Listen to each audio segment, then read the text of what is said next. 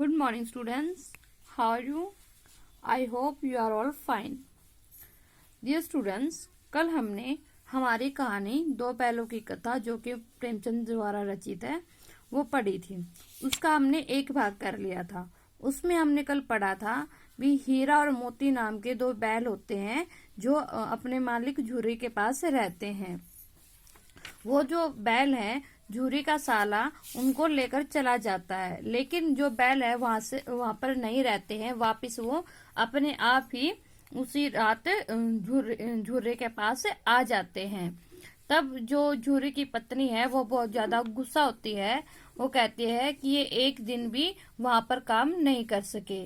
तब वह मजदूर को उन्हें खाना डालने से, जो खली और चोकर मिलता था उन्हें, वो डालने से मना कर देती है और उन्हें सूखा चारा खिलाने के लिए देती है। अब इससे आगे की जो कहानी है हमारी, आज हम उसे पढ़ेंगे। देखिए हमारी कहानी कैसे है। दूसरे दिन झुर्री का साला फिर आया और बैलों को ले चला गया।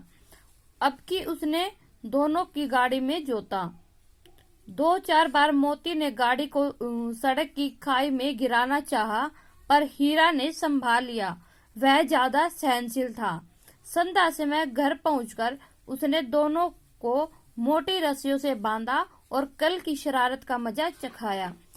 फिर वही सूखा भूसा डाल दिया। अपने दोनों बैलों को खली चूनी सब कुछ दी। दोनों बैलों का ऐसा अपमान कभी न हुआ था। झुर्री इन्हें फूल की छड़ी से भी न छूता था। उसकी टिटकार पर दोनों उड़ने लगते थे। यहाँ मार पड़ी, आहत सम्मान की व्यथा तो थी ही, उस पर मिला सूखा भूसा। नान की तरफ आंखें तक न उठाई। दूसरे दिन गया ने बैलों को हल से जोता, पर इन दोनों ने जैसे पांव न उठाने की कसम खा ली थी। वह मारते मारते थक गया, पर दोनों ने पांव न उठाया। एक बार जब उस निर्दयी ने हीरा की नाक पर खूब डंडे जमाए तो मोती का गुस्सा बेकाबू के बाहर हो गया। हल लेकर भागा। हल, रस्सी, जुआ, जोत सब टूट टाट कर बराबर हो गया। गले में बड़ी बड़ी रस्सियां न होती तो दोनों पकड़ाई में न आते। हीरा ने मूक भाषा में कहा, भागना व्यर्थ है। मोती ने उत्तर दिया, तुम्हारी तो इसने जान ही ले ली थी, अब की बड़ी मार पड़ेगी। पढ़ने दो, बैल का जन्म लिया है तो मार से कहाँ तक बचेंगे। गया तो 2 आदमियों के साथ दौड़ा आ रहा है। दोनों के हाथों में लाठियां हैं। मोती बोला, कहो तो दिखा दूं कुछ मजा मैं भी। लाठी लेकर आ रहा है। हीरा ने समझाया, नहीं भाई, खड़े हो जाओ। मुझे मारेगा तो मैं भी 1-2 को गिरा दूंगा। नहीं, हमारी जाति का यह धर्म नहीं है। मोती दिल में ऐंठ कर रह गया आ पहुंचा और दोनों को पकड़कर ले चला। कुशल हुई कि उसने इस वक्त मारपीट न की, नहीं तो मोती भी पलट पड़ता।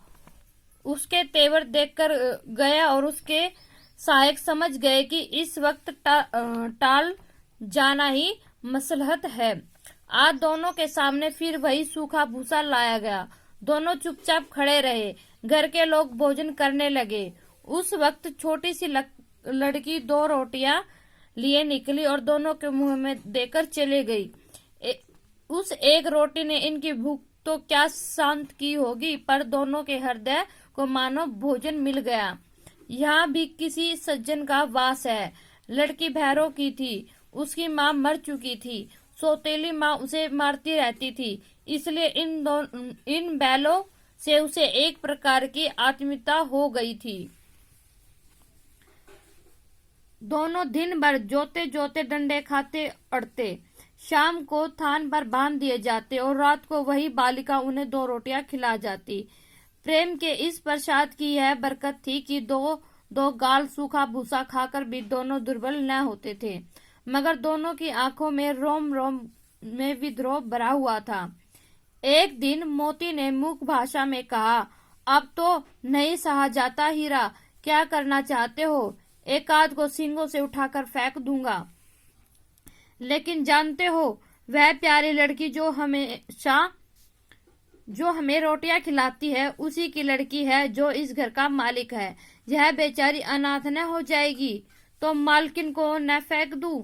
वह तो उस लड़की को मारती है, लेकिन औरत जात पर सिंह चलाना मना है। यह भूले जाते हो। तुम तो किसी तरह निकलने ही नहीं देते। बताओ, तुड़ाकर भाग चले? हाँ, यह मैं स्वीकार करता हूँ, लेकिन इतनी मोटी रस्सी टूटेगी कैसे? इसका एक उपाय है। पहले रस्सी को थोड़ा सा चबा लो, फिर एक झटके में जाती है। रात को जब बालिका रोटियां खिलाकर चली गई, दोनों रस्सियां चबाने लगे, पर मोटी रस्सी मुंह में न आती थी। बेचारे बार बार जोर लगाकर रह जाते थे। सहसा घर का द्वार खुला और वही लड़की निकली। दोनों सिर झुकाकर उसका हाथ चाटने लगे। दोनों की पूंछें खड़ी हो गई। उसने उनके माथे सहलाए और बोली, खोल देती हूँ, चुपके से भाग जाओ, नहीं तो यहाँ लोग मार डालेंगे। आज घर में सलाह हो रही है कि इनकी नाकों में नाथ डाल दिए जाए। उसने गराव खोल दिए, पर दोनों चुपचाप खड़े रहे। मोती ने अपनी भाषा में पूछा,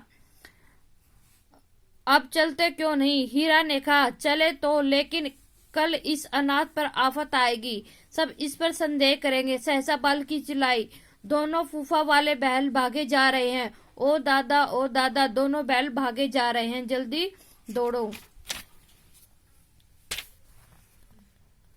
गया हड़बड़ाकर भीतर से निकला और बैलों को पकड़ने चला। वे दोनों भागे। गया ने पीछा किया और भी तेज हुए। गया ने शोर मचाया, फिर गांव के कुछ आदमियों को भी साथ लेने के लिए लौटा। दोनों मित्रों को भगाने का यह मौका मिल गया। सीधे दौड़ते चले गए, यहाँ तक कि मार्ग का ज्ञान न रहा। जिस परिचित मार्ग से आए थे उसका यहाँ पता न था। नए नए गांव मिलने लगे। तब दोनों एक खेत के किनारे खड़े होकर सोचने लगे, अब क्या करना चाहिए। हीरा ने कहा, मालूम होता तो राह भूल गए। तुम तो बेतहाशा भागे, वहीं उसे मार गिराना था। उसे मार गिराते तो दुनिया क्या कहती? वह अपना धर्म छोड़ दे, लेकिन हम अपना धर्म क्यों छोड़े? दोनों भूख से व्याकुल हो रहे थे। खेत में मटर खड़ी थी, चरने लगे। रह रहकर आहट ले लेते थे, कोई आता तो नहीं है। जब पेट भर गया, दोनों ने आजादी का अनुभव किया तो मस्त होकर उछलने कूदने लगे। पहले दोनों ने ढकार ली, फिर सींग मिलाए और एक दूसरे को ठेलने लगे। मोती ने हीरा को कई कदम पीछे हटा दिया, यहाँ तक कि वह खाई में गिर गया। तब उसे भी क्रोध आया, संभल कर उठा और फिर मोती से मिल गया। मोती ने देखा खेल में झगड़ा हुआ चाहता है तो किनारे हट गया। अब आगे वाला पार्ट देखिए। अरे यह क्या? कोई सांड ढोकता चला आ रहा है। हाँ, सांड ही है। वह सामने आ पहुंचा। दोनों मित्र बगल झांक रहे हैं।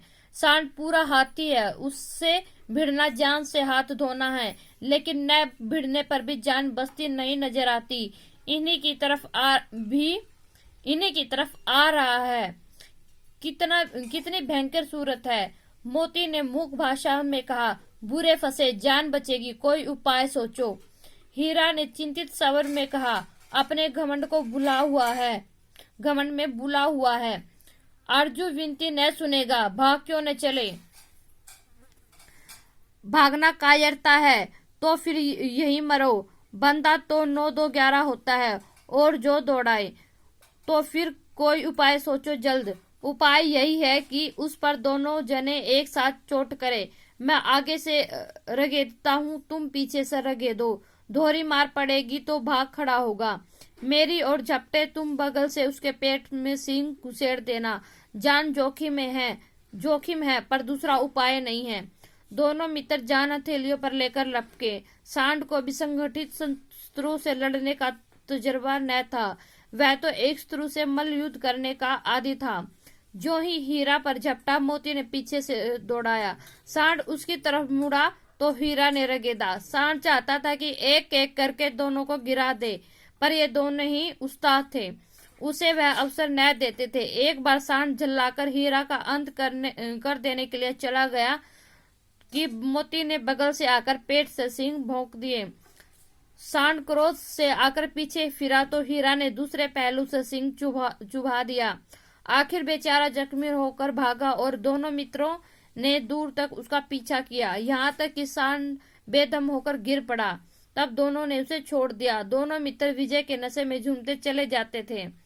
मोती ने अपनी सांकेतिक भाषा में कहा, मेरा जी तो चाहता था कि बच्चा को मार ही डालूं। हीरा ने तिरस्कार किया, गिरे हुए बैरी पर सींग न चलाना चाहिए। यह सब ढोंग है। बैरी को ऐसा मारना चाहिए कि फिर न उठे।